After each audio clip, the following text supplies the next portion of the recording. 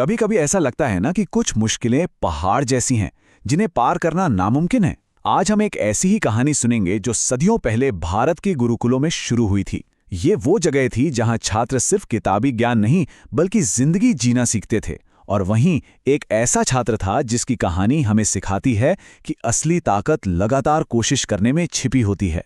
तो सवाल ये है कि क्या सच में रोज-रोज की गई छोटी-छोटी कोशिशें, यानी कि निरंतर अभ्यास, किसी भी नामुमकिन लगने वाले काम को मुमकिन बना सकता है?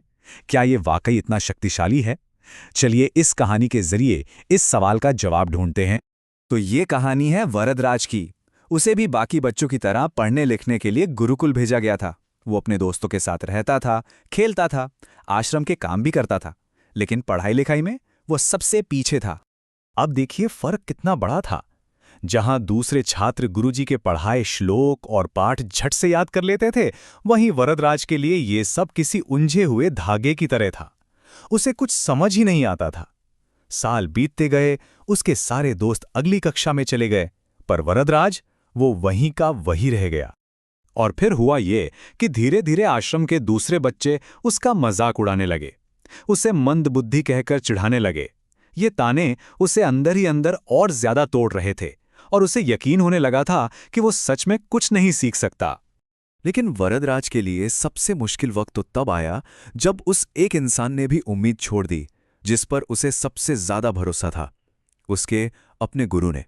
एक दिन गुरुजी ने वरदराज को अपने पास बुलाया और बहुत दुखी मन से कहा, बेटा, मैंने तुम्हें सिखाने की हर कोशिश कर ली, पर लगता है कि पढ़ना लिखना तुम्हारी किस्मत में ही नहीं है। सोचिए, ये शब्द सुनकर वरदराज पर क्या बीती होगी। उसकी सारी हिम्मत, सारी उम्मीदें सब टूट गईं। भारी मन से वो गुरुकुल छोड़ के अपने घर की तरफ चल दिया। रास्ते में दोपहर के वक्त उसे प्यास लगी तो वो पानी पीने के लिए एक कुएं पे रुका। उसे क्या पता था कि यही वो जगह थी जहां उसकी पूरी जिंदगी बदलने वाली थी। जब वो पानी पी रहा था तो उसकी नज़र कुएं के किनारे रखे पत्थर पर गई। उसने देखा कि उस कठोर पत्थर पर रस्सी के गहरे निशान बने हुए थे।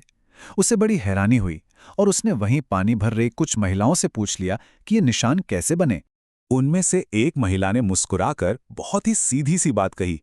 बोली, ये निशान किसी औजार के नहीं हैं, ये तो इस नरम सी रस्सी के रोज-रोज पत्थर पर घिसने से बन गए हैं। बस, ये एक छोटा सा जवाब वरदराज के लिए किसी ज्ञान से कम नहीं था। जरा सोचिए, एक नर्म मुलायम सी रस्सी जो कितनी कमजोर लगती है। उसी रस्सी ने सिर्फ लगातार एक ही जगह पर घिस-घिस कर उस कठोर पत्थर पर अपनी छाप छोड़ दी थी। ये ख्याल वरदराज के दिमाग में बिजली की तरह कौंधा।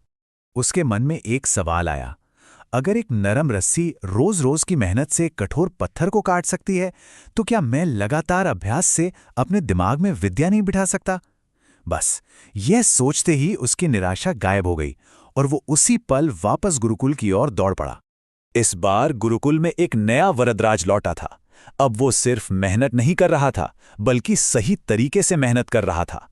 वो बिना डरे गुरुजी से सवाल पूछता, रटने की जगह हर बात को समझने की कोशिश करता, अपनी हर गलती को एक सबक की तरह लेता और कभी हार नहीं मानता था। और फिर जो हुआ, उसने सबको हैरान कर दिया। धीरे धीरे वरदराज की मेहनत रंग लाने लगी। उसे पाठ याद होने लगे, व्याकरण समझ आने लगा और कुछ ही सालों में वो लड़का जिसे कभी मंदबुद्धि कहा जाता था, संस्कृत का इतना बड़ा विद्वान बन गया कि उसकी चर्चा दूर दूर तक होने लगी। और देखिए, वो सिर्फ सीखा ही नहीं बल्कि सिखाने वाला बन गया। वरदराज ने संस्कृत व्याकरण पर कई महान ग्रंथ लिखे, जैसे कि लघु सिद्धांत कौमुदी, जिन्हें आज भी विद्वान पढ़ते हैं और सम्मान देते हैं। ये उसकी अटूट मेहनत का सबसे बड़ा सबूत है। तो वरदराज की ये कहानी सिर्फ एक बीती हुई कहानी नहीं है, ये हम सबके लिए एक सबक है। ये असल में सफलता का एक ऐसा फॉर्मूला है जिसे कोई भी अपनी जिंदगी में लागू कर सकता है। इस पूरी कहानी का जो निचोड़ है वो एक शब्द में छिपा है, निरंतरता, यानी कि कंसिस्टेंसी। इसका सीधा सा मतलब है कि छोटे छोटे कदम जब लगातार बिना रुके धैर्य के साथ उठाए जाते हैं तो वो बहुत बड़े नतीजे दे सकते हैं। ठीक उसी तरह जैसे उस नरम रस्सी ने पत्थर पर निशान बना दिया था। तो अब ये सोचने वाली बात है कि हम सब की जिंदगी में ऐसा कौन सा कठोर पत्थर है जिसे हम निरंतर अभ्यास की कोमल रस्सी से तराशना चाहते हैं। वो कोई नई स्किल सीखना हो सकता है, कोई एग्जाम क्लियर करना हो सकता है, या कोई बुरी आदत छोड़नी हो सकती है। बस याद रखिए, वरदराज की तरह ही हम सब के अंदर उस नामुमकिन को मुमकिन बनाने की शक्ति है, क्योंकि निरंतर अभ्यास से बड़ा कोई जादू नहीं होता।